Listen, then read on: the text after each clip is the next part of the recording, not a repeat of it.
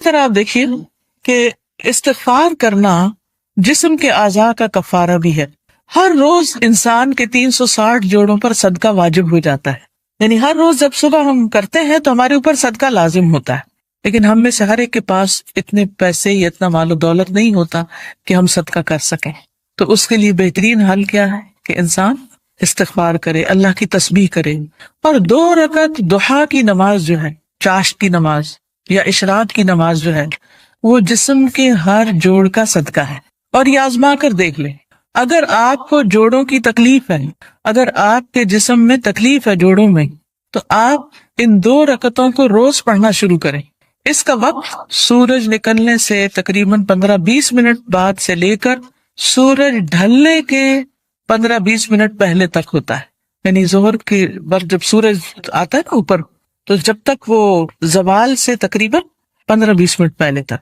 جیسے اگر 12:15 بجے مثلاً ہے تو زوال ہے تو 11:45 تک یا 11:55 تک آپ پڑھ سکتے ہیں.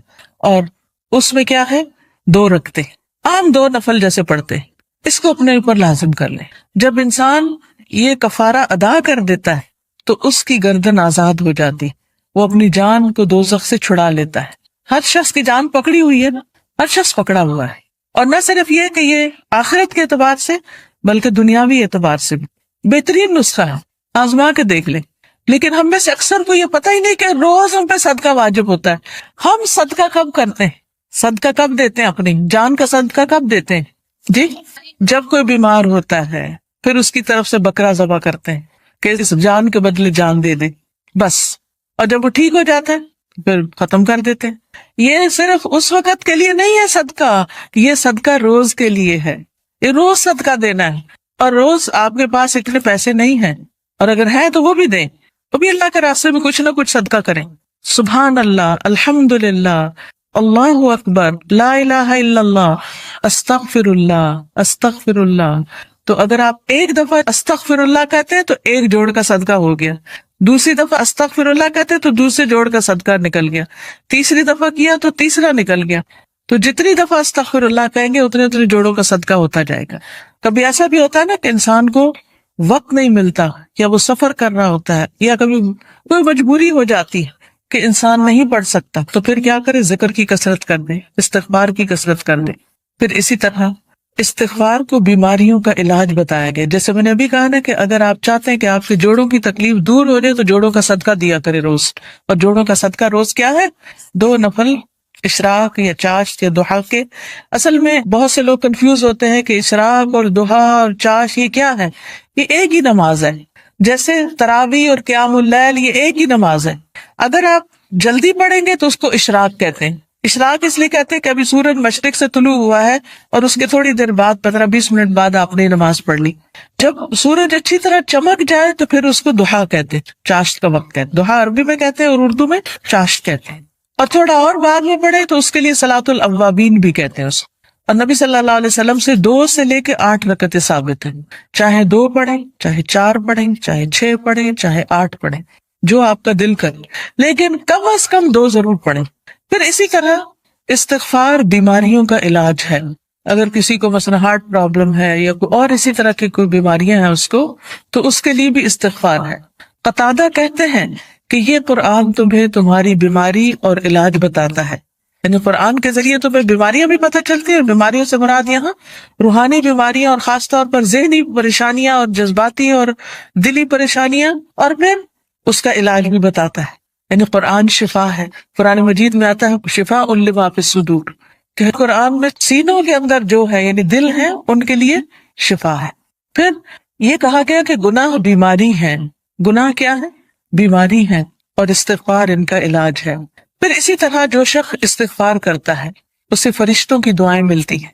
قرآن مجید میں سورۃ الغافر میں آتا ہے الذین یحملون العرش ومن حولہ یسبحون بحمد ربہم ویؤمنون بہ ویستغفرون للذین آمنوا ربنا وسعت کل شیء رحمۃ وعلما فاغفر للذین تابوا واتبعوا سبیلک وقہم عذاب الجحیم. جو فرشتے عرش اٹھائے ہوئے ہیں اور جو اس کے ارد گرد ہیں، سب اپنے رب کی حمد کے ساتھ اس کی تسبیح کر رہے ہیں. اور اس پر ایمان رکھتے ہیں اور ایمان لانے والوں کے لیے بخشش کی دعا کرتے ہیں. سبحان اللہ، یعنی کتنی بڑی سعادت ہے. ایمان لانا کتنی بڑی اللہ کی رحمت ہے ہم پر کہ ہم اس پر ایمان رکھتے ہیں اور آخرت پر ایمان رکھتے ہیں اور عقیدہ درست ہے. کیونکہ ایسے لوگوں کے لیے فرشتے بھی ان کے دوست ہوتے ہیں اور ان کی مدد بھی کرتے ہیں اور ان کے لیے دعائیں بھی کرتے ہیں. جیسے ایک اور جگہ پر آتا ہے ان الذین قالوا ربنا اللہ ثم استقاموا تتنزل علیہم الملائکۃ الا تخافوا ولا تحزنوا وابشروا بالجنۃ التي كنتم توعدون نحن اولیاؤکم فی الحیاۃ الدنیا وفی الآخرہ ولکم فیہا ما تشتہی انفسکم ولکم فیہا ما تدعون نزلا من غفور رحیم. کہ بے شک وہ لوگ جنہوں نے کہا کہ اللہ ہمارا رب ہے، اللہ ہی کو رب مانا، اللہ ہی کو خالق مالک رازق مانا، ثم استقاموا، پھر اسی پہ جم گئے، ادھر ادھر نہیں دیکھا، کسی اور فقیر کے پاس نہیں گئے، کسی اور مزار پہ نہیں گئے، بلکہ کیا کیا؟ صرف اللہ کو اپنا رب مان کر اسی سے دعائیں کی. ان الذین قالوا ربنا اللہ ثم استقاموا، تو کیا ہوتا ہے؟ تتنزل علیہم الملائکہ، ان پر فرشتے اترتے ہیں. اللہ تخافوا ولا تحزنوا، نہ تم خوف کرو نہ تم غم کرو. وابشروا بالجنۃ التی کنتم توعدون، اس جنت کی خوشخبری پاؤ جس کا تم وعدہ دیے جاتے ہو. نحن اولیاؤکم فی الحیاۃ الدنیا، ہم دنیا کی زندگی میں بھی تمہارے دوست ہیں، تمہارے مددگار ہیں، دنیا میں بھی، وفی الآخرہ، اور آخرت میں بھی. وَلَكُمْ فِيهَا مَا تَشْتَهِي أَنفُسُكُمْ، اور تمہیں وہاں وہ ملے گا جو تمہارے دل چاہیں گے، نفس خواہش کریں گے. وَلَكُمْ فِيهَا مَا تَدَّعُونَ، اور وہاں تمہیں وہ ملے گا جو تم طلب کرو، جو بھی مانگو گے مل جائے گا. نُزُلًا مِّن غَفُورٍ رَحِيمٍ، یہ مہمانی ہے اس رب کی طرف سے جو غفور الرحیم ہے. تو اس لیے جو شخص ایمان لا کے اللہ کو اپنا رب مان لیتا ہے، اسی کی طرف رجوع کرتا ہے، اسی سے مدد مانگتا ہے، تو اللہ سبحانہ وتعالیٰ اس کو مدد دیتے ہیں اور فرشتوں کے ذریعے بھی اس کی مدد کرتے ہیں. اور ایسے فرشتے جو اللہ کا عرش عظیم اٹھائے ہوئے ہیں وہ ان کے لیے دعائیں کرتے ہیں. اب دیکھیے کہ ہم سب کہتے ہیں، ایک دوسرے سے کہہ رہے تھے میں بہت پریشان ہوں، پلیز میرے لیے دعا کرو، اس کو کہتے ہیں دعا کرو، اس کو کہتے ہیں دعا کرو. لیکن جو لوگ ایمان لا کر اللہ کی طرف رجوع کرتے ہیں، استغفار کرتے ہیں، تو فرشتے بھی ان کے لیے دعائیں شروع کر دیتے. تو جن کے لیے فرشتے دعائیں کریں ان کو پھر کسی دعا کی کمی؟ پھر آپ دیکھیں ایک اور کام، بلکہ آپ ہی سے پوچھوں گی کون سا ہے وہ کام جس کی وجہ سے فرشتے کیا زمین کی ساری مخلوق دعائیں کرتی ہے، مچھلیاں بھی سمندر میں اور چیونٹیاں بھی زمین میں. کس کس کو پتا ہے؟ سب کو نہیں پتا، سب کو پتا ہونا چاہیے. ٹھیک ہے، وہ کس کے لیے؟ جو لوگوں کو خیر کی بات سکھائے، اچھی باتیں لوگوں کو بتائے، قرآن و حدیث کی تعلیم دے، سیکھے اور سکھائے. ایک جگہ پر سیکھنے والے کے لیے بھی آتا ہے. طالب علم کے لیے کیا خوشخبری ہے، فرشتے کیا کرتے ہیں طالب علم کے لیے؟ اپنے پر بچھاتے ہیں تواضع سے، اس کی رسپیکٹ کرتے ہیں. اور ایک اور میں آتا ہے یعنی اس کے اوپر سایہ کرتے ہیں. کتنی بڑی خوشخبری. پھر اس سے اچھا کوئی کام ہو سکتا ہے کہ ہم بھی ایسی مجلسوں میں شریک ہوں، ایسی جگہوں پر جائیں جہاں سیکھنے سکھانے کا کام ہوتا ہے، خود بھی سیکھیں، دوسروں کو بھی سکھائیں، دوسروں کے بھی کام آئیں. جب آپ یہ کام شروع کریں گے تو فرشتے آپ کے لیے دعائیں شروع کر دیں گے، مچھلیاں آپ کے لیے دعائیں شروع کر دیں گی، چیونٹیاں آپ کے لیے دعائیں کریں گی. اور آپ کو پتا ہے نا کہ جب چیونٹی بھی دعا کرتی ہے تو اللہ تعالیٰ سنتا ہے. ایک دفعہ حضرت سلیمان علیہ السلام اپنے لشکر کے ساتھ نکلے کہ بارش کی دعا کریں، تو آگے گئے تو دیکھا کہ ایک چیونٹی اپنے پیٹھ کے بل لیٹی ہوئی ہے اور اپنے ہاتھ اوپر کیے ہوئے ہے، اللہ سے دعا کر رہی ہے کہ یا اللہ تو پانی برسا تاکہ ہماری پیاس ختم ہو، یعنی ہم سیراب ہوں. تو حضرت سلیمان اپنے لشکر کو لے کے واپس چلے گئے کہ اللہ نے اس چیونٹی کی دعا سن لی ہے. تو پرندے بھی، درندے بھی، چیونٹیاں بھی، یہ سب دعائیں کرتے ہیں. تو اگر آپ دین سیکھنے اور سکھانے کے کام میں لگ جائیں گے اور اس کے لیے وقت نکالیں گے تو دنیا اور آخرت کی برکتیں نصیب ہوں. اور آپ کے دل میں ابھی خواہش ہوگی، اللہ اس کو پورا کر دے گا. آپ کی ضرورتیں پوری ہونے لگے گی، آپ کے مسائل حل ہونے لگیں گے، آپ کے دل کو راحت اور سکون ملے گا جو دنیا کی کسی اور چیز میں نہیں. اگر اچھے کپڑے پہننے سے سکون ملتا تو جو لوگ ہر وقت برانڈیڈ کلوتھس پہنتے ہیں، یعنی برانڈ کے کپڑے پہنتے ہیں، عام کپڑے نہیں پہنتے، پھر انہیں سب سے زیادہ خوشحال ہونا چاہیے تھا، ہے نا؟ اگر خوشی بڑے گھروں میں رہنے سے ملتی تو جو لوگ بڑے بڑے گھر بنائے ہوئے ہیں دنیا میں وہ سب سے زیادہ خوشحال ہونے چاہیے تھے. لیکن آپ دیکھیں کہ دنیا کے ایسے ممالک جہاں پر لوگوں کو ہر سہولت میسر ہے، اگر وہ خود کماتے نہیں تو گورنمنٹ ان کو وظیفہ دیتی ہے، گھر دیتی ہے، ان کے بچوں کی تعلیم کا انتظام کرتی ہے، فری میڈیکل سپورٹ ملتی ہے، لیکن اس کے باوجود وہ خودکشیاں کرتے ہیں. کسی چیز کی کمی نہیں، مگر دل خوش نہیں، دل میں راحت نہیں، دل میں سکون نہیں. اور اس کے برعکس وہ صحابہ جو پیٹ پر 3 پتھر باندھ کے کام کرتے تھے، ان کے دلوں میں خوشی تھی، سکون تھا، اطمینان تھا. فقر و فاقے کی وجہ سے بھی ان کے دلوں کا اطمینان اور سکون نہیں گیا.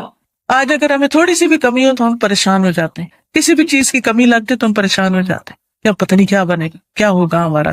تو جو شخص اللہ کے راستے پر نکل آتا ہے، فرشتے اس کے لیے دعا کرتے ہیں. فرمایا جو فرشتے عرش اٹھائے ہوئے ہیں اور جو اس کے ارد گرد ہیں، سب اپنے رب کی حمد کے ساتھ اس کی تسبیح کرتے ہیں اور اس پر ایمان رکھتے ہیں. ایمان والوں کے لیے بخشش طلب کرتے ہیں اور کہتے ہیں اے ہمارے رب، تو نے اپنی رحمت اور علم سے ہر چیز کا احاطہ کر رکھا ہے، لہٰذا جن لوگوں نے توبہ کی اور تیری راہ کی پیروی کی، تو انہیں بخش دے اور دوزخ کے عذاب سے بچا لے. یہ فرشتوں کی دعائیں، لیکن یہ دعا کس کے لیے کرتے ہیں؟ توبہ کرنے والوں کے لیے، استغفار کرنے والوں کے لیے. پھر آخرت میں استغفار کرنے والوں کے درجات بلند ہوں گے، صرف اپنے لیے نہیں، اگر کوئی اپنے ماں باپ کے لیے بھی استغفار کرتا ہے، ان کی بخشش کی دعا کرتا ہے، تو ان کے درجے بھی بلند ہوتے ہیں. مسند احمد کی روایت میں آتا ہے رسول اللہ صلی اللہ علیہ وسلم نے فرمایا بے شک اللہ عز و جل جنت میں ایک نیک آدمی کے درجات کو بلند کرتا ہے، تو وہ پوچھتا ہے کہ اے میرے رب، میرے یہ درجات کہاں سے بلند ہوئے ہیں؟ اللہ تعالیٰ فرماتا ہے تیرے حق میں تیری اولاد کی استغفار کی وجہ سے، کہ تیرے پیچھے تیرے بچے تیرے لیے بخشش مانگ رہے ہیں. کیا ہم سب اپنے والدین کے لیے روز بخشش کی دعا کرتے؟ تو پھر ہم اپنی اولاد سے کیا توقع رکھتے ہیں کہ وہ ہمارے لیے کریں؟ ہاں، جو لوگ نماز پابندی سے پڑھتے ہیں وہ ضرور کرتے ہیں. کیسے؟ ربنا اغفر لی ولوالدی وللمؤمنین یوم یقوم الحساب.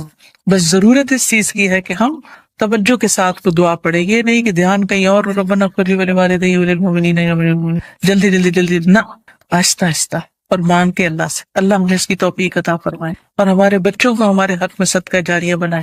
پھر اسی طرح جن لوگوں کے نامہ اعمال میں استغفار زیادہ ہوگا وہ بہت خوش ہوں گے، انہیں نہایت خوشی نصیب ہوگی.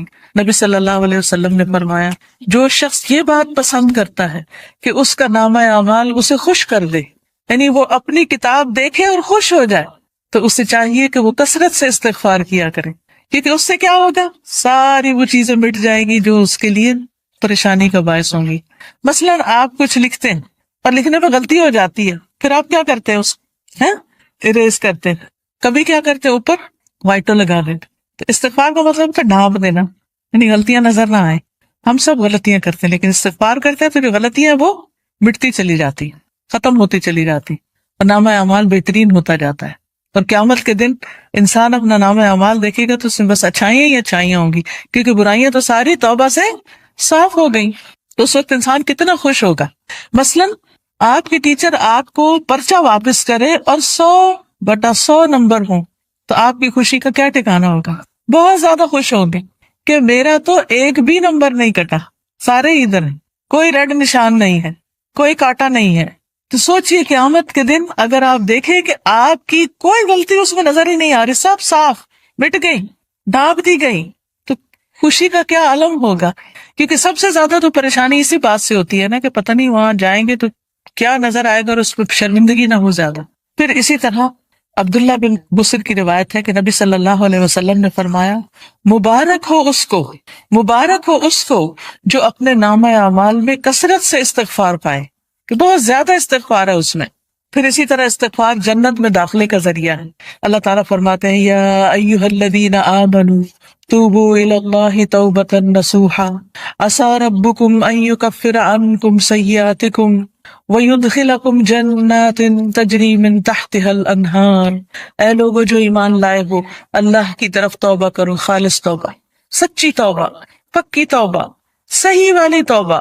قریب ہے کہ تمہارا رب تم سے تمہاری برائیاں دور کر دے اور تمہیں ایسے باغوں میں داخل کرے جن کے نیچے نہریں بہتی ہوں. یعنی غلطیوں کی معافی ہو جائے، تو جنت کے راستے آسان ہو جائیں گے، اور اس کے لیے معافی مانگنی ہوگی، استغفار کرنا ہوگا۔ پھر اسی طرح جہنم سے بچنے کا ذریعہ بھی استغفار ہے، کیونکہ کچھ لوگ جہنم میں ڈالے جائیں گے تاکہ ان کو ان کی غلطیوں کی سزا ملے، جب وہ سزا بھگت لیں گے پھر نکال کے جنت میں بھیجے جائیں گے۔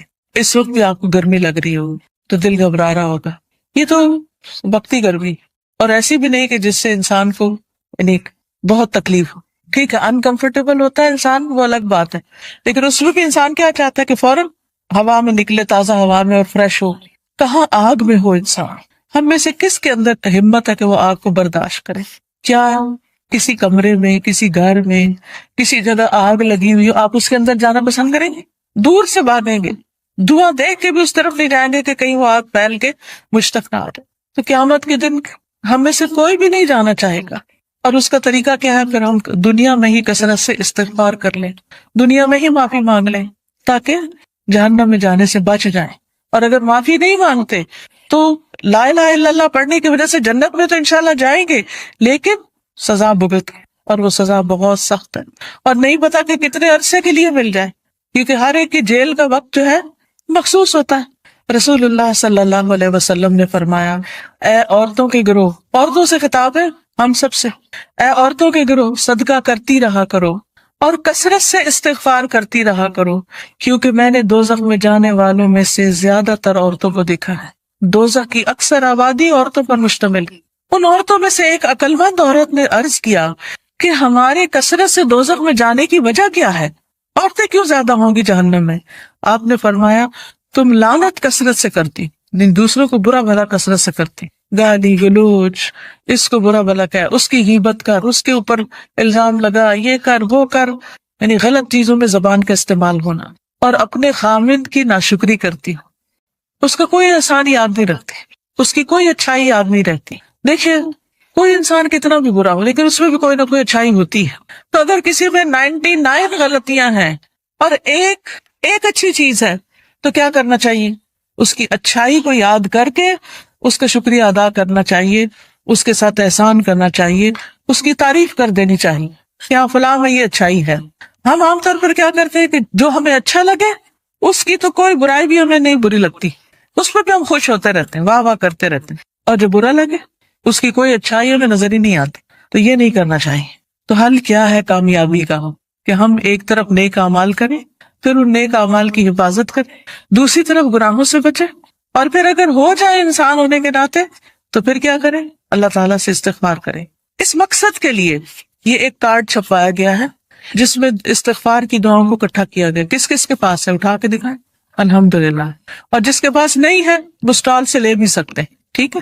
تو اب آپ دیکھیے کہ جس کے پاس یہ کارڈ ہے وہ تو ٹھیک، جس کے پاس نہیں، لازماً آپ کے پاس ہی ہونا چاہیے، کیونکہ یہ ساری دعائیں ہمیں زبانی یاد نہیں، اور ہم میں سے ہر ایک یہ بھی نہیں کر سکتا کہ جا کے کتابوں میں سے ڈھونڈے، پورے قرآن میں سے نکالے، کتابوں میں سے نکالے، اور پھر یہ دیکھے کہ صحیح کون سی ہے اور کون نہیں، اور پھر ان کو اکٹھا کرے۔ تو الحمدللہ اللہ کے فضل سے یہ دعائیں آپ کے لیے اکٹھی کر دی گئی۔ کوشش کریں کہ ہر روز ان دعاؤں کو آپ پڑھیں، لیکن اگر ہر روز نہیں پڑھ سکتے تو جس وقت آپ کو پریشانی ہو، بے چینی ہو، بیماری ہو، خوف ہو، گھبراہٹ ہو، مرنے کا خوف ہو، آخرت کی پکڑ کا خوف ہو، فکر ہو، آپ کے اندر بے چینی اور اضطراب آ جائے، فوراً استغفار کرنا شروع کریں۔ اس کے بغیر بھی کریں اور اس کے ساتھ بھی کریں۔ اب آپ نکالیے، میں آپ کو یہ کچھ دعائیں کہلوا دیتی ہوں تاکہ ان کا صحیح پروننسیشن آپ کو آتا ہو، صحیح تلفظ آپ کو آتا ہو۔ اس کے علاوہ یہ کچھ اور کتابیں بھی ہیں جیسے محمد صلی اللہ علیہ وسلم کے معمولات وغیرہ، پھر اسی طرح یہ نور العلم کوئی کورس شروع ہو رہا ہے، اس میں داخلے کے پیچھے سے آپ فلائر لے سکتے ہیں۔ اسی طرح قرآن و سنت سے لی ہوئی صحیح دعائیں دعا کیجیے نام کی کتاب میں ہے، بہت سی دعائیں یہاں پر ملیں گی آپ کو۔ یہ کتاب اگر آپ کے گھر میں ہو تو ہر موقع کی دعا اس میں آپ کے لیے۔ اسی طرح ذکر کے بارے میں کارڈ ہے، جادو کے بارے میں بہت سے لوگوں کے ذہن میں سوال ہوتے ہیں، پریشان رہتے ہیں، تو جادو کی حقیقت پر اور پھر اس کا علاج کیا ہے اس پر یہ کتاب ہے۔ پھر اچھا اخلاق انسان کے نامہ اعمال میں بہت بھاری نیکی ہوگی، تو اس پر یہ کہ اچھا اخلاق ہے کیا کیا کرنا ہوتا ہے، احادیث پر مشتمل یہ کتاب ہے۔ پھر اسی طرح صدقہ و خیرات جو ہے وہ بلاؤں کو ٹالتا ہے، بلا آنے سے بھی روکتا ہے، اور جب آ جائے تو اس کو بھی دور کرنے کا ذریعہ بنتا ہے۔ جیسے ایک حدیث میں آتا ہے، داؤ مرضاکم بالصدقات، اپنے مریضوں کا علاج صدقے سے کرو، یعنی اگر کوئی بیمار ہو جائے تو صدقہ کرنا شروع کر لو، تو صدقہ بھی ایک علاج ہے۔ تو یہ صدقہ و خیرات کس طرح ہوتا ہے اس پہ احادیث پر مبنی یہ کتاب ہے۔ پھر اسی طرح رات کو سوتے وقت کے اذکار ہیں، رات کی نیند کیسی ہونی چاہیے اور کیا کرنا چاہیے کیا نہیں کرنا چاہیے، سنتیں کیا ہیں، تو یہ سونے جاگنے کے آداب اور اذکار ہیں۔ جو شخص صبح اور شام کے اذکار کرتا ہے اور رات ذکر کر کے سوتا ہے وہ ان لوگوں میں لکھ لیا جاتا ہے، والذاکرین اللہ کثیرا والذاکرات اعد اللہ لہم مغفرۃ واجرا عظیما، کہ اللہ کا ذکر کرنے والے مرد اور بہت زیادہ اللہ کا ذکر کرنے والی عورتیں، اللہ نے ان کے لیے مغفرت اور بہت بڑا اجر تیار کر رکھا ہے۔ تو اللہ تعالیٰ سے بخشش پانے کے لیے کیا کریں؟ اللہ کا ذکر کریں، رات کو ذکر کر کے سوئیں۔ تو سارے اذکار جو مسنون کتابوں میں ہیں وہ اس میں لکھ دیے گئے ہیں، اپنے بیڈ سائڈ ٹیبل پہ رکھ دیں، دراز میں رکھ دیں، جب سونے لگے اس کو پڑھ کے پھر سوئیں۔ پھر اسی طرح یہ ہے کہ رسول اللہ صلی اللہ علیہ وسلم کا تعارف ہے، تعارف حبیب کے نام سے یہ کتاب ہے۔ آپ صلی اللہ علیہ وسلم کی ذاتی زندگی کے بارے میں اور آپ کی خصوصیات کے بارے میں احادیث کی روشنی میں کتاب مرتب کی گئی ہے، اس کو بھی آپ دیکھ سکتے ہیں۔ پھر یہ ایک اور استغفار کے بارے میں کتاب ہے، تم کب توبہ کرو گے، بہت ہی بہترین کتاب ہے۔ پھر اسی طرح یہ ہے کہ حدیث میں آتا ہے کہ جو شخص یہ چاہتا ہو کہ اس کی عمر لمبی ہو، اس کی عمر میں برکت ہو اور اس کے رزق میں برکت ہو، اسے چاہیے اپنے رشتہ داروں سے اچھا سلوک کریں۔ استغفار کے اوقات اور مقامات، وہ اوقات اور جگہ کہ جن میں استغفار کرنا مستحب ہے، اگرچہ توبہ کے دروازے ہر وقت کھلے رہتے ہیں، جیسے کہ نبی صلی اللہ علیہ وسلم کا فرمان ہے، بلا شبہ توبہ کا دروازہ کھلا ہوا ہے، اس کو بند نہیں کیا جائے گا جب تک سورج مغرب سے طلوع نہ ہو، لیکن وہ اوقات جو دوسرے اوقات سے زیادہ بہتر ہیں، اور وہ جگہ کہ جن میں دعائیں جلد قبول ہوتی ہیں، ان میں سے چند اوقات مدرجہ ذیل ہیں۔ نمبر 1، سحری کا وقت، والمستغفرین بالاسحار، اور پچھلی رات کو بخشش مانگنے والے لوگ ہیں، اور اللہ سبحانہ وتعالیٰ کا ارشاد ہے وبالاسحار هم یستغفرون، اور یہ لوگ بوقت سحر استغفار کیا کرتے تھے۔ اور نبی کریم صلی اللہ علیہ وسلم نے فرمایا کہ میرا رب رات کے آخری تہائی حصے میں ہر رات دنیا سے قریب والے آسمان پر نازل ہوتا ہے اور کہتا ہے کون ہے جو مجھے پکارے اور دعا کرے اور میں اس کی دعا قبول کر لوں، کون ہے جو مجھ سے سوال کرے اور میں اسے عطا کروں، کون ہے جو مجھ سے مغفرت طلب کرے اور میں اسے بخش دوں۔ تو اس وقت ہمیں صرف سوتے نہیں رہنا چاہیے بلکہ اللہ تعالیٰ سے بخشش مانگ لینی چاہیے کہ اللہ مجھے ضرورت ہے کہ میرے گناہ معاف کر دیے جائیں تاکہ آخرت کے عذاب سے بچ سکوں۔ اور انہی اوقات میں سے ہے کہ نماز کے دوران اور اس کے فوراً بعد استغفار کرنا، انہی میں سے ہے کہ تکبیر تحریمہ اور سورۃ فاتحہ کے درمیان دعا کا پڑھنا، انہی میں یہ دعا پڑھنی۔ نماز کے دوران بھی جو استغفار کی جاتی ہے وہ بھی قبول ہوتی ہے، اور وہ کیا ہے؟ اللہم باعد بینی و بین خطایایا کما بعدت بین المشرق والمغرب، اللہم نقنی من خطایایا کما ینقی الثوب الابیض من الدنس، اللہم اغسلنی من خطایایا بالماء والثلج والبرد۔ اے اللہ میرے اور میرے گناہوں کے درمیان مشرق و مغرب کی سی دوری فرما دے، یا اللہ مجھے میرے گناہوں سے سفید کپڑے کی طرح پاک صاف کر دے، یا اللہ میرے گناہ پانی، برف اور اولوں سے دھو دے۔ اور استفتاح کی دعاؤں میں سے ایک یہ بھی ہے جسے بڑا استغفار کہا جاتا ہے، جو صحیح مسلم میں حضرت علی سے مروی ہے کہ جب نبی کریم صلی اللہ علیہ وسلم نماز کے لیے کھڑے ہوتے تو یہ کہتے تھے وجہت وجہی للذی فطر السماوات والارض حنیفا وما انا من المشرکین، یعنی یہ نماز میں اور جو سبحانک اللہ پڑھتے ہیں نا، اللہ اکبر، یہاں پر پڑھنے والی دعا ہے، یہ استفتاح کی دعا ہے۔ ان صلاتی و نسکی و محیای و مماتی للہ رب العالمین لا شریک لہ وبذلک امرت وانا اول المسلمین، اللہم انت الملک لا الہ الا انت، انت ربی وانا عبدک، ظلمت نفسی واعترفت بذنبی فاغفر لی ذنوبی جمیعا انہ لا یغفر الذنوب الا انت واہدنی لاحسن الاخلاق لا یہدی لاحسنها الا انت واصرف عنی سیئها لا یصرف عنی سیئها الا انت لبیک وسعدیک والخیر کلہ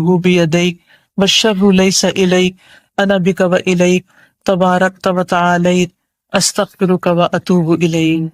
میں اپنا رخ اور چہرہ اس ذات کی طرف کرتا ہوں کہ جس نے آسمانوں اور زمین کو پیدا کیا یکسو ہو کر، اور میں شرک کرنے والوں میں سے نہیں ہوں۔ بے شک میری نماز، میری قربانی، میرا مرنا اور میرا جینا سب اللہ رب العالمین کے لیے ہے، اس کا کوئی شریک نہیں، میں اسی کا حکم دیا گیا ہوں اور میں پہلے کے مسلمانوں جیسا ہوں۔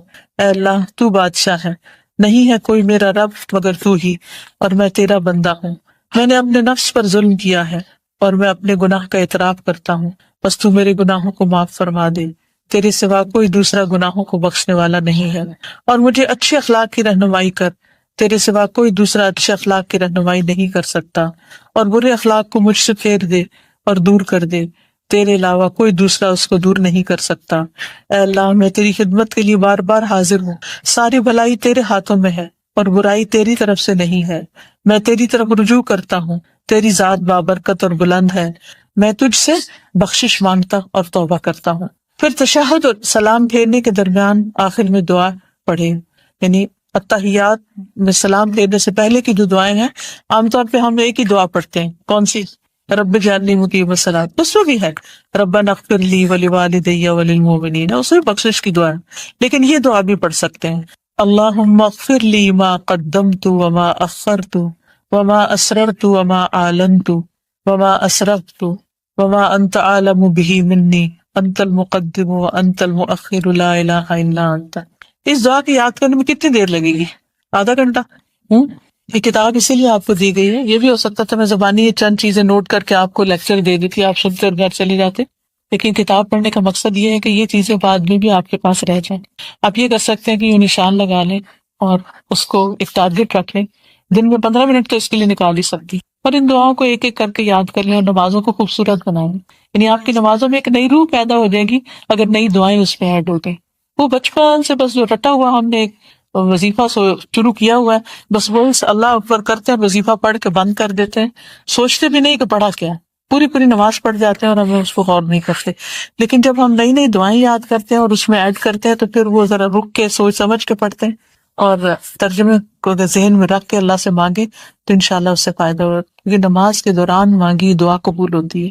مسلم کی ایک دوسری روایت میں ہے کہ جب آپ سلام پھیرتے تو اس دعا کو پڑھتے، اللہم اغفر لی ما قدمت وما اخرت وما اسررت وما اعلنت وما اسرفت وما انت عالم به منی انت المقدم وانت المؤخر لا الہ الا انت، یعنی دونوں طرح آپ پڑھ سکتے ہیں، اور اگر نہیں یاد ہوتی یاد کرنے کے باوجود تو آپ کیا کریں، جہاں آپ نے نماز کی جگہ بنائی ہوئی وہاں پہ چھوٹا سا ایک ٹیبل رکھ دیں، چھوٹا سا کوئی اسٹینڈ سا رکھ دیں، اس میں آپ اپنی استغفار کے کارڈ، دعاؤں کے، اور میں نے اپنی یہ کتاب اس کے ساتھ ہی رکھی ہوئی، اور پھر کتاب کھول لیتی ہوں اور جو بڑی بڑی دعائیں ہیں جو یاد نہیں ہوئی ابھی تک وہ دیکھ کے بھی پڑھ لیتی، کیونکہ انسان ان کو مانگنے سے محروم نہ رہے، یعنی اگر نہیں حافظے میں تو کم از کم دیکھ کے پڑھ لیں۔ نبی صلی اللہ علیہ وسلم اپنے رکوع میں یہ کہتے تھے، سبحانک اللہم ربنا و بحمدک اللہم اغفر لی، اے اللہ، اے ہمارے رب، تیری ذات پاک ہے اور تعریف تیرے لیے ہے، اے اللہ تو مجھے بخش دے۔ اور انہی اوقات اور جگہوں میں سے سجدے کے دوران استغفار کرنا ہے، کیونکہ نبی صلی اللہ علیہ وسلم سے حدیث میں وارد ہے، آپ نے فرمایا اقرب ما یکون العبد من ربہ وہو ساجد فاکثر الدعاء، بندہ اپنے رب سے سب سے زیادہ قریب سجدے کی حالت میں ہوتا ہے، اس لیے اس میں زیادہ دعا کرو۔ نبی کریم صلی اللہ علیہ وسلم اپنے سجدے میں یہ دعا پڑھا کرتے تھے، اللہم اغفر لی ذنبی کلہ دقہ وجلہ واولہ وآخرہ وعلانیتہ وسرہ۔ چلیے اس کو پڑھ لیتے ہیں، اللہم اغفر لی ذنبی کلہ دقہ وجلہ وأولہ وآخرہ وعلانیتہ وسرہ۔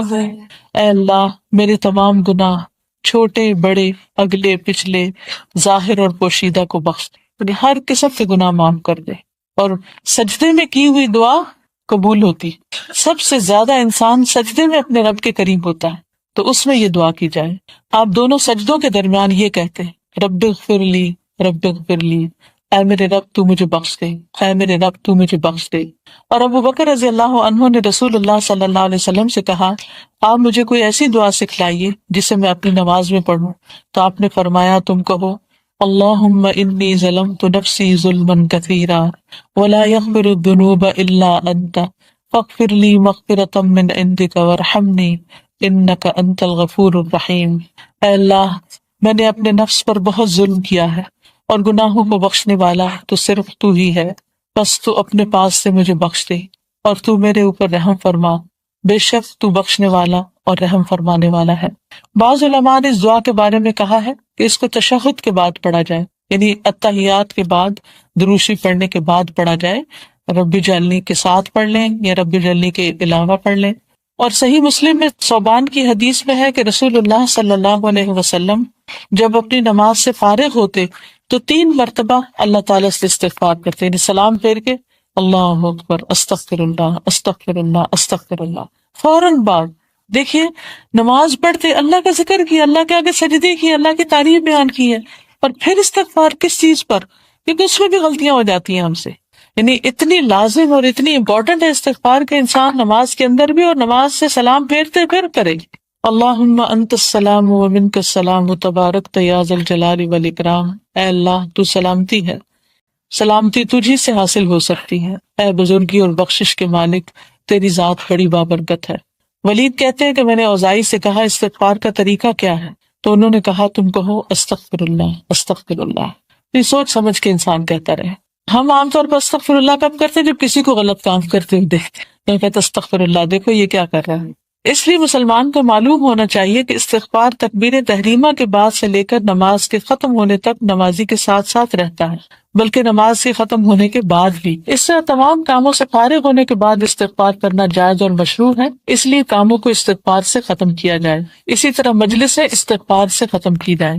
سنن ابو داؤد میں ابو برزہ الاسلمی بیان کرتے ہیں کہ رسول اللہ صلی اللہ علیہ وسلم جب مجلس سے کھڑے ہونے کا ارادہ کرتے تو کہتے سبحانک اللہم و بحمدک اشہد ان لا الہ الا انت استغفرک و اتوب الیک، اے اللہ تیری ذات پاک ہے اور تو تعریف کے لائق ہے، میں گواہی دیتا ہوں کہ تیرے سوا کوئی حقیقی معبود نہیں، میں تجھ سے مغفرت طلب کرتا ہوں اور تجھ سے توبہ کرتا ہوں۔ اتنے میں ایک آدمی نے کہا کہ اللہ کے رسول پہلے تو آپ کبھی یہ نہ کہتے تھے، تو رسول اللہ صلی اللہ علیہ وسلم نے فرمایا یہ کفارہ ہے ان کاموں کا جو مجلس میں ہوتے ہیں، یعنی جب آپ کسی پارٹی سے اٹھیں، کسی مجلس سے اٹھیں، لوگوں سے باتیں کر کے اٹھیں، درس دے کے ایون اٹھیں، تو آخر میں یہ دعا پڑھ لیں سبحانک اللہم ربنا و بحمدک اللہم اغفر لی۔ نبی صلی اللہ علیہ وسلم جب بیت الخلاء سے نکلتے تو یہ کہتے غفرانک، اس وقت کیوں استغفار؟ کیونکہ جتنی دیر انسان یعنی بیت الخلاء میں ہوتا ہے، ٹوائلٹ میں ہوتا ہے، تو اللہ کا ذکر نہیں کر سکتا، اللہ کو یاد نہیں کر سکتے، نہیں اس کی زبان ذکر سے خالی ہوتی ہے۔ جب باہر آتا ہے تو اس ٹائم کے گزرنے پر بھی انسان استغفار کرتا ہے جو اللہ کی یاد کے بغیر گزرے۔ اور پیچھے گزر چکا ہے کہ نماز کو استغفار سے ختم کرنا چاہیے، چاہے یہ استغفار سلام سے پہلے ہو یا بعد میں ہو۔ اور سلام سے پہلے والی ابو بکر رضی اللہ تعالیٰ عنہ کی حدیث ہم پیچھے بیان کر چکے ہیں، اور اسی طرح علماء کی اسی طرف گئے ہیں کہ استغفار تشہد کے بعد ہے، اور سلام کے بعد کا استغفار وہ ہے جو ہم نے ثوبان کی حدیث پیش کی ہے۔ حج کی حالت میں استغفار، اللہ تعالیٰ نے فرمایا ثم افیضوا من حیث افاض الناس واستغفروا اللہ ان اللہ غفور رحیم، پھر تم اس جگہ سے لوٹو جس جگہ سے سب لوٹتے ہیں، اور اللہ تعالیٰ سے بخشش طلب کرتے رہو، یقیناً اللہ تعالیٰ بخشنے والا مہربان ہے۔ اور نبی صلی اللہ علیہ وسلم اپنی زندگی کے آخری ایام میں سورۃ النصر کے نازل ہونے کے بعد اپنے رکوع اور سجدے میں یہ دعا پڑھا کرتے تھے سبحانک اللہم ربنا و بحمدک اللہم اغفر لی، رکوع میں بھی پڑھتے تھے اور سجدوں میں بھی پڑھا کرتے تھے۔ اور آپ صلی اللہ علیہ وسلم اپنی وفات کے وقت یہ کہہ رہے تھے اللہم اغفر لی وارحمنی والحقنی بالرفیق، اے اللہ تو مجھے بخش دے اور مجھ پر رحم کر اور مجھے رفیق اعلیٰ کے ساتھ ملا دے۔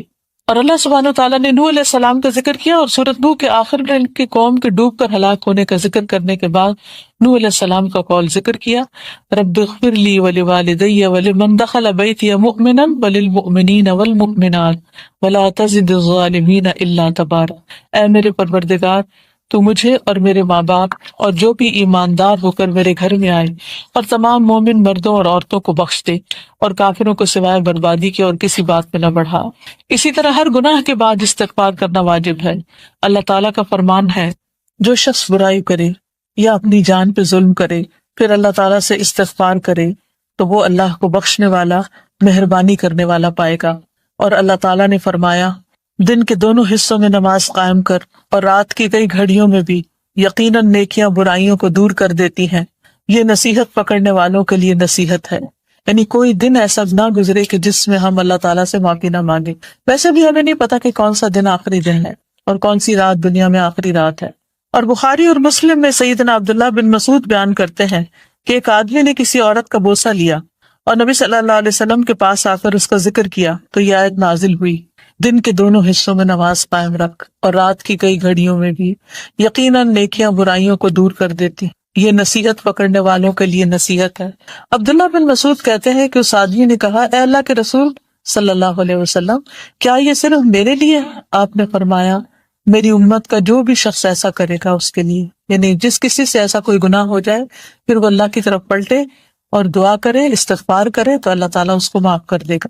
اور یہ یونس علیہ السلام ہے جن کے بارے میں اللہ تعالیٰ نے قرآن شریف میں فرمایا ہے، مچھلی والے سیدنا یونس کو یاد کرو جبکہ وہ غصے سے چل دیا اور خیال کیا کہ ہم اسے پکڑ نہ سکیں گے، بالآخر وہ اندھیروں کے اندر سے پکار اٹھا۔ کیا پکار تھی ان کی؟ لا الہ الا انت سبحانک انی کنت من الظالمین، اللہ تو پاک ہے، میری غلطی۔ عام طور پہ کیا ہوتا ہے جب کوئی مصیبت آتی ہے تو ہم نعوذ باللہ اللہ تعالیٰ کو بلیم کرنے لگتے ہیں، اللہ سے شکوے کرنے لگتے ہیں، وائی می، میرے ساتھ ایسا کیوں کر دیا، میں نے کیا قصور کیا تھا، میں نے کیا غلطی کی؟ تو اس سے کیا ہوتا ہے، مسئلہ حل نہیں ہوتا، مسئلہ اور بڑھ جاتا ہے۔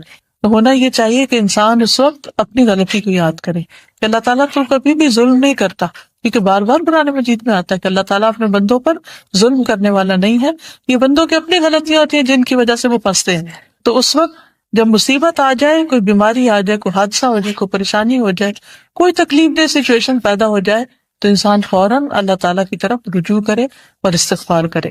اور جب اللہ تعالیٰ نے اپنا حکم صادر کرنے کے بعد مومن مردوں اور مومن عورتوں کو نگاہ نیچی رکھنے کا حکم دیا تو فرمایا، وَتُوبُوا إِلَى اللَّهِ جَمِيعًا أَيُّهَا الْمُؤْمِنُونَ لَعَلَّكُمْ تُفْلِحُونَ، اے مسلمانوں تم سب کے سب اللہ کی جناب میں توبہ کرو تاکہ تم نجات پاؤ۔